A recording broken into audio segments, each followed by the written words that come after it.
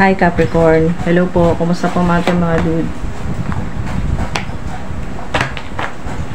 Okay, so ito po ay timeless reading. Kung kailan nyo po ito mapanood. Ito po yung perfect timing na marinig o mapanood nyo po yung mensahe po sa inyo ng mga guardian spirits po ninyo, ng mga ancestors po ninyo o ng divine universe. What can I burn?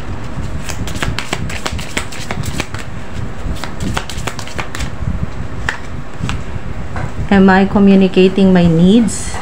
Okay. Ito mga dude. Advice. Do I know all my strengths and am I using them? What can I burn? Burn it all. The ugly lies, the pain, the shame, the criticism, the images that run through your head, the reminders of what you did wrong, and the proof that you were not enough. Burn, baby, burn. Your soul is calling. It's time for a rebirth. You are like the phoenix rising from the ashes. May nakita ako dito sa third eye ko na meron po sa inyong plano na magpalagay po ng tattoo. Okay, sa body po ninyo na phoenix ang design. Or nagpaplano or meron na po kayong tattoo design na phoenix. You know, you are like the phoenix rising from the ashes, no longer attached to the past. You are free. Your wings are ready. Use them. Ganda ng mensahe sa inyo. So, ito pala yung dapat ninyong sunugin ngayon, no? Or bukas, kung kailan ka may time, no? Kung kailan ka, yung 100% talaga na nandun yung willingness mo na ready ka na sunugin na or itapon, pwedeng literal na sunugin, isulat niyo po yung mga gusto po ninyong itapon na. Okay, ano po ba yun? Katulad po ng lahat ng klase ng pain na nararamdaman po ninyo, shame, yung mga sama ng loob po ninyo sa mga nanlait po sa inyo, nag-criticize, nag-underestimate, nang-bully po sa inyo, lahat na ng klaseng lies sa lahat ng mga nagsinungaling sa'yo or yung niloko ka, ni-scam ka, so lahat na po yan. At hindi mo naman kailangan na mga dude na patunayan pa kasi nandito yung energy na parang gusto mong mag-explain na hindi ikaw gusto mong mag-explain na mali ang pagkakilala nila sa'yo, mali ang panghusga, yung mga sinabi nila hindi totoo, hindi mo na kailangan mag-explain. Ang kailangan mo dito ay burn, literal na burn. Pwedeng isulat mo lahat-lahat ng sama ng loob mo at ibigay mo na yan kay God, sa Divine Universe, kay Mother Gaia. Kasi pag sinunog mo yan, yung abon yan ay babalik kay Mother Gaia, sa earth, sa lupa. So, mare-recycle yan at lahat ng ano mang gusto mong i-release na, yan po ay babalik sa'yo na pwedeng sa paraan ng opportunities, offer, trabaho, magandang negosyo, malaking pera, o healing, kung ano man yung gusto po ninyo, babalik sa'yo na positive, okay? O blessing. Am I communicating my needs? Okay, so ito pwedeng literal na susunugin or kahit na sa isip nyo lang po yan, na i-release nyo na ayaw mo nang isip-isipin yung mga pangit na nangyari noon, yung lahat ng galit, sama ng loob, lahat na po yan. Patawarin mo na sila, patawarin mo na ang sarili mo. Okay, sa ilan, hindi madaling magpatawad. Nasabihin, magko-comment. Hindi madaling magpatawad, hindi kayang patawarin. Okay, sige po. Kahit hindi nyo sila kayang patawarin, at least yung sarili po ninyo, ano man yung shame, guilt, yan po, na nararamdaman po ninyo sa mga ganun po na hindi ka, wala kang inner peace, yan po. Patawarin nyo po yung sarili po ninyo. At unang-una, yung self-worth, yung pagmamahal po ninyo, self-love, yan po, sa mga matindi yung napagdaanan, maraming mga nambuli sa inyo, or mga yung mga may maling paratang sa inyo, hinusgahan ka, yung kahit saan ka pumunta, laging chinichismis ka, ganun po, yung mga gossipers, ganyan po. Yan, isama nyo na po yan na i-release, i-let go nyo na yan. Huwag na kayo magbabad sa ganyang vibration or frequency. Am I communicating my needs? Your needs matter. Ito yung gustong sabihin sa'yo ng Divine Universe. Mahalaga kay God sa Divine Universe. Okay? Yung mga kailangan mo, yung mga pangangailangan mo, what are you needing right now that you have, okay, what are you needing right now that you haven't communicated? Baka meron kang mga kailangan na hinihintay ka lang ni God o ng Divine Universe na sabihin ito sa Kanya, na hingiin ito. What are you afraid of? Is it possible that what you are fearing is not true? Pwede nga. Pwede po yan mga dude, na yung kung ano pala yung kinatatakutan mo ay hindi naman pala totoo. Hindi naman pala mangyayari. So, ang pinaka-importante kay God o sa Divine Universe, sa higher power, ay sabihin mo sa Kanya kung anong kailangan mo. Maging specific ka kung anong kailangan mo. Isipin mo, meron ditong sinasabi yung inyo pong mga ancestors na isipin mo na parang ang Divine Universe, dahil unlimited or limitless, ay parang ATM. Okay, ATM. ATM machine. Isipin nyo po yan mga dude, na laging meron. Okay, laging meron, hindi mauubusan. Do I know all my strengths and am I using them? We all have superpowers. Naniniwala po ba kayo doon? We all have superpowers. Okay, kung nandito ka pa sa part na to, yes, meron ka. Confirmation yan. But it's up to you as to uncover them. Okay, kanya-kanya diskarte kung paano ma-uncover o paano matutuklasan to, paano malalaman, paano ma-unlock. When we live and lead with our strengths, we are able to show up in our zone of genius. This inspires others to do the same. Diba? So, isipin mo na parang kung nabubuhay ka ng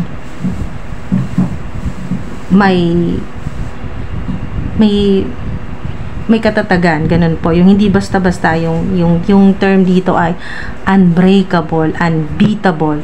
Kahit na marami nagki-criticize sa'yo, nambubuli sa'yo, yan, nagpapadala sa'yo ng hate speech, ganyan po. Pero isipin mo na para kang may superpowers. Pero hindi lang para, kasi talagang meron kang superpowers, maaaring hindi mo pa na-unlock.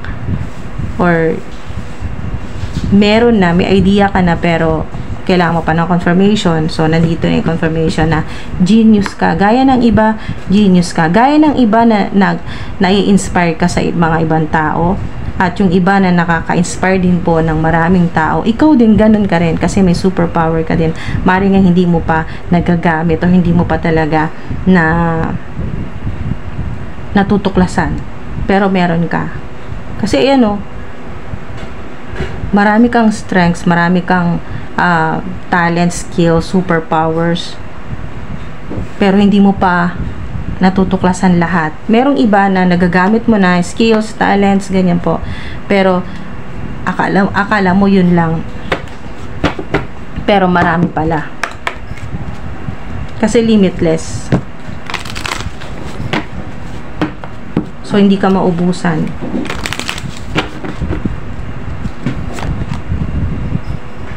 Ito po yung mensahe sa inyo ng mahal po ninyo sa buhay na nasa heavenly places na. I always give you a good night kiss. So, maaaring ito ay siya yung unang-unang papasok sa isip mo ngayon dito sa mensahe na to. Kung sino yung unang-unang pumasok sa isip nyo na mahal ninyo sa buhay, na yumao na, siya yun, binibigyan kanya ng good night kiss. Okay. Yan po, pag matutulog ka na or natutulog ka, yan po, nag-good night siya sa'yo. So, maaari din nung nabubuhay siya ay talagang nag-good night kiss siya sa'yo. Gabi-gabi yan, walang patid yan. Kumbaga, hindi nag-escape. Talagang, kahit tulog ka na, kahit hindi mo alam, hindi ka nakapag-good night, pero siya, kahit tulog ka, nag-good night kiss siya sa'yo. Nung siya ay nabubuhay pa, at pinagpatuloy niya yun kahit na siya ay nasa heavenly places na. We have been together in dreams, diba? We have been together in dreams. Maaring napapanaginipan mo din siya. Ito yun. Ito yung kunin natin nasa ibabaw. I am here helping you. Okay? So, nandito lang siya, tinutulungan ka niya. Tinutulungan ka niya. Maaari din na ma-unleash yung sinasabi ditong strengths mo, skills, talents mo, superpowers mo, tinutulungan ka niya. Okay? At kung may problema ka, tinutulungan ka rin niya, mga dude. Kaya, maaari din siyang makatulong dito sa communicating, am I communicating my needs? Maaring din siya yung mga dude, itong mahal po ninyo sa buhay na nasa heavenly places na tinutulungan ka dito sa earth, tinutulungan ka niya, ay para mas mapadali sa'yo kung paano mo makakausap ang divine universe para sa mga kailangan mo. Ayun dreams, di ba? Sobrang konektado yung mga mensahe. Ayan, pag-aalala mo, nakikita niya sa isip mo ang sobrang pag-aalala, anxiety. Nagigising ka ng alanganing oras, yung puyat ka, yung konting-konti na lang po yung tulog po ninyo, gising ka sa gabi, ganyan po. Isip ka ng isip, nakikita ng mahal po ninyo sa buhay na yumao na yung mga iniisip mo, nakikita niya lahat-lahat ng pag-aalala mo. So, gusto ko niya talagang tulungan. Communicating dito, yung vibe ay communicating at maaring sa stress mo, hindi mo lang napapansin, ay sinusubukan ng departed loved ones po ninyo na kausapin ka or tulungan ka. Ayan tulungan ka na maging successful, na dumating na yung mga hinihintay mo kasi may mga delays dyan. Number 333 or 333, pero success ito mga dude. Expansion. Okay? Expansion. So, ibig sabihin yung strengths mo, yung superpowers mo ay magkakaroon ng expansion. So, parang hinahanda ka ng divine universe para sa mas malalaking opportunities. Ito yung success. Meron dyan expansion. Kung may negosyo ka, hindi lang ganyan yan. Mas dadami yan, mga dude. Magkakaroon yan ng mga branches o mas mag-i-improve o magkakaroon ng renovation, yung mas magiging maayos, mga dude. Or sa ilan na kung halimbawa po nagtayo po kayo na negosyo, tapos po yung half ng investment o yung pera po ninyo, yung puhunan po ninyo ay, yung kalahati nun ay maaring nag-loan ka or inutang nyo po sa kaibigan or sa kamag-anak. So, basta yung kalahati po or kahit hindi man kalahati, at least nakadagdag po na mabuo yung puhunan po ninyo dahil nakatulong po yung kayo po ay umutang. Yan po ay ang sinasabi dito ay ito pong sign na success ay mga dude, hintay ka na lang ng sa ilan maximum 3 months, sa iba po ay 9 months. Meron din po sinasabi dito na 3 weeks may good news na magkakaroon ka ng malaking pera, o sa ilan ay good news ito na ilang weeks na lang, ilang buwan na lang, ay maaring 3 months dito, specific 3 months or 3 weeks. Sa ilan ay March. Okay, may clue na kayo, March 2025. Meron ditong sinasabi na mas magkakaroon talaga ng yun po, mas makikita ninyo yung success, yung progress, yung expansion ng negosyo po ninyo or sa trabaho po ninyo. Pwedeng promotion po yan o yung salary increase. Basta pagtaas po ito, no? Pagtaas, leveling up, ascending yung energy, or pagdating ng hinihintay o yung pagdating mo sa kung saan mo gustong pumunta. Arriving o receiving. Yan po. O pagdating ng hinihintay po. So, yung mga gusto mong mangyari sa buhay mo ay sabihin mo, communicating. So, sabihin mo yan. I-discuss mo yan ng kayo lang. Ayan po. I-discuss mo kay God, sa divine universe, kung ano yung mga kailangan mo.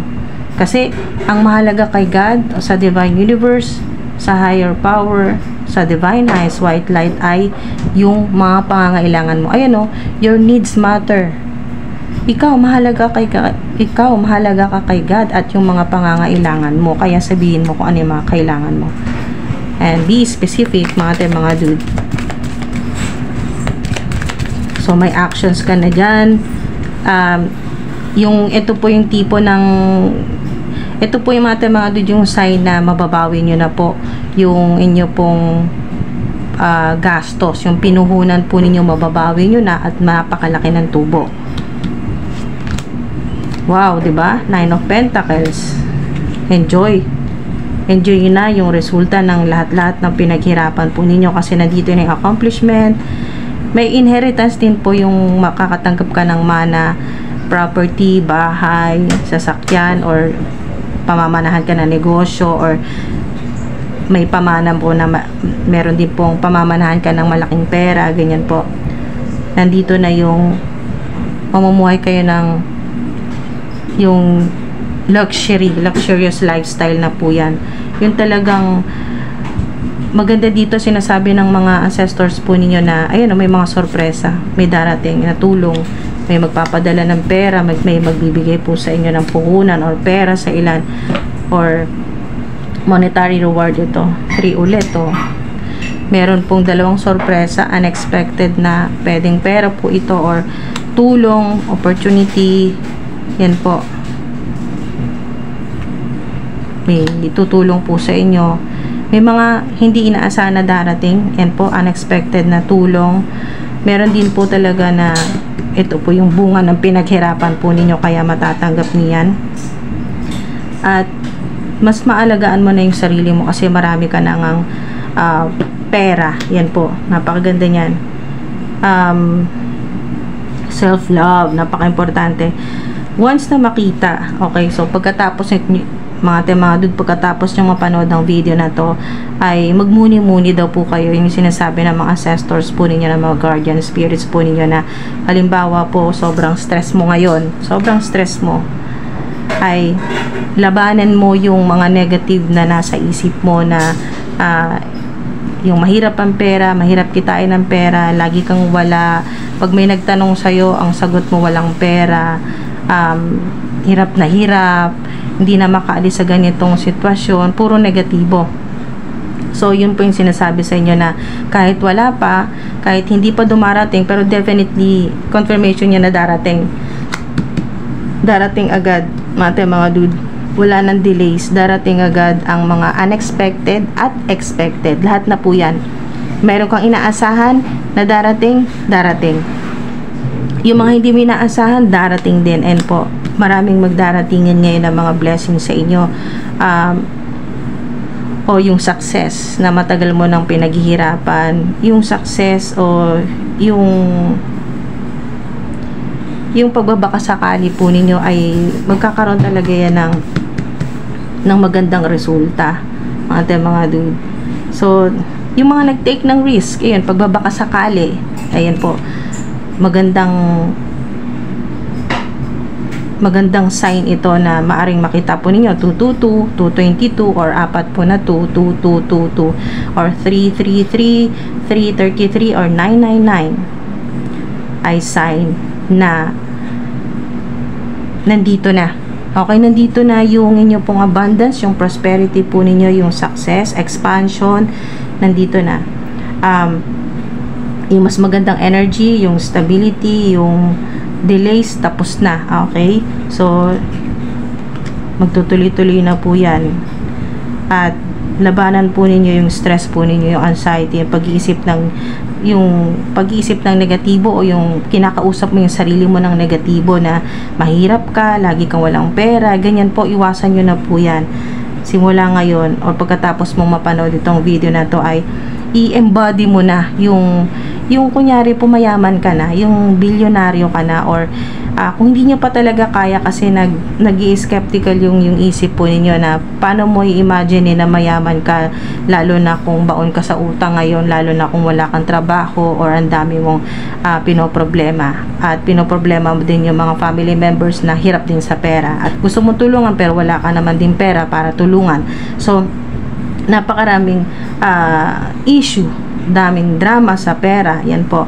Pero kung kahit na ganito yung sitwasyon mo sa ngayon, ay i-embody mo na. Kumbaga parang hindi ka naman magkukunyari na mayaman, pero yung kailangan maramdaman mo na Anong pakiramdam ng, halimbawa lang, mayaman ka na, binigyan ka na ni God o ng Divine Universe ng $100,000 or kung ano man yung amount na gusto mo, meron ka na. Anong pakiramdam? Yan po, anong pakiramdam? Anong mararamdaman mo? Ano yung mga gusto mong bilhin? Yung mga magpapasaya sa'yo, ganyan po. So, yung ngayon pa lang ay pinapahalagahan mo na yung sarili mo at yung po nagpaplano ka na pag pinadalhan ka na ni God, ng Divine Universe, siguradong darating. Huwag na kayo magduda. Pero imaginein mo na, kumbaga i-visualize mo na pag dumating na yon, ano bibilin mo, yan po, anong gagawin mo sa pera, ganyan po mga dude. Eto na yun. Sigurado yan na meron kayong abundance dyan, success, na matatamasa mo na lahat ng pinaghirapan mo ng ilang taon, mga dude.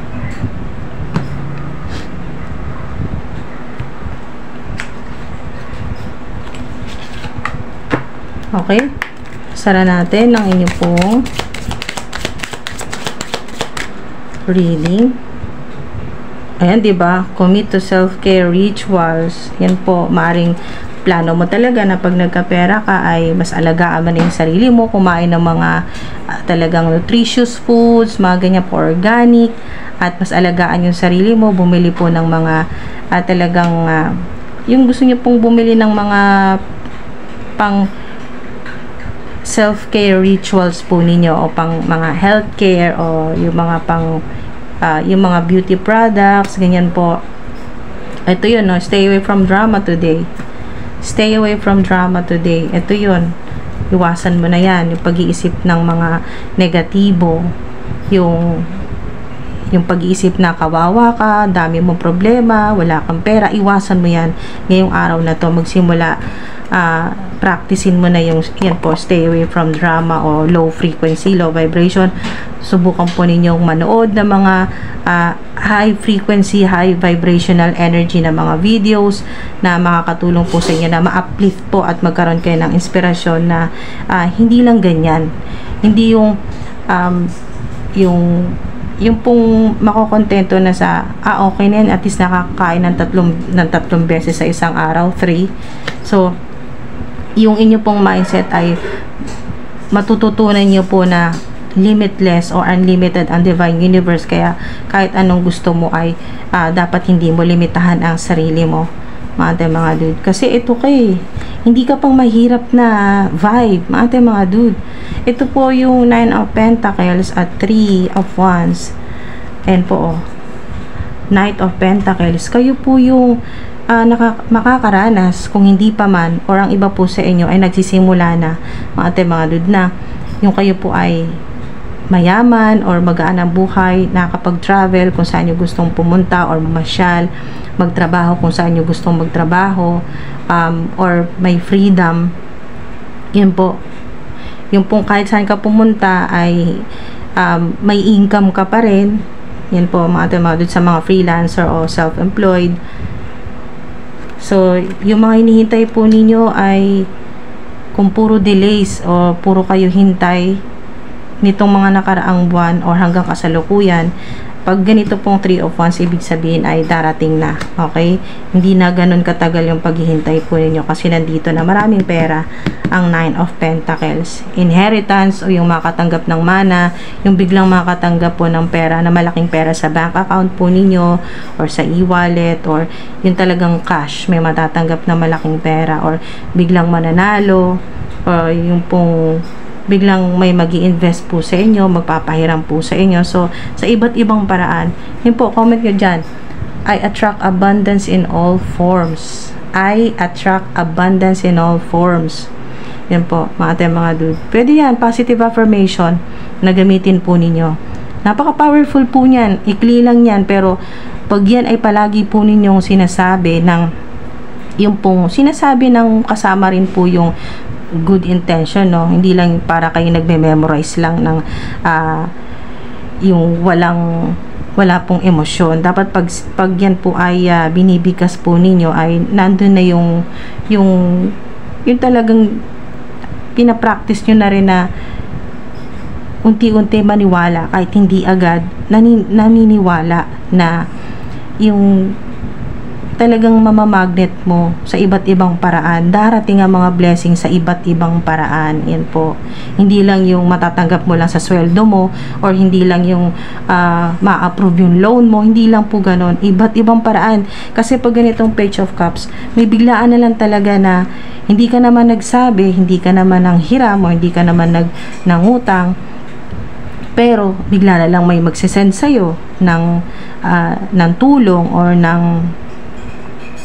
meron pong ganon, may donation, or meron pong family member na bigla na lang magpapadala sa'yo dahil maaring yung family member po ninyo ay kumita ng maganda-ganda, ganyan po, nakatanggap ng bonus, at yan po, nag-share siya yung kapatid po ninyo or yung kamag-anak po ninyo, basta family members na maaring noon ay natulungan mo, at ngayon ikaw yung stress sa pera, or sa kung ano man po ito, sa negosyo mo, problemado ka, hindi mo alam gagawin mo, magugulat ka, bigla na lang yung mga natulungan mo noon na family members ay ikaw naman yung tutulungan ngayon.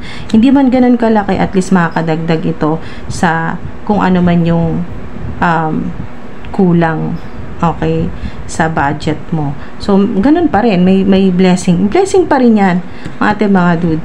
At lagi kayo maging grateful, magpapasalamat kahit maliit pa lang po yung natatanggap ninyo. Magugulat ka, palaki na ng palaki, kasi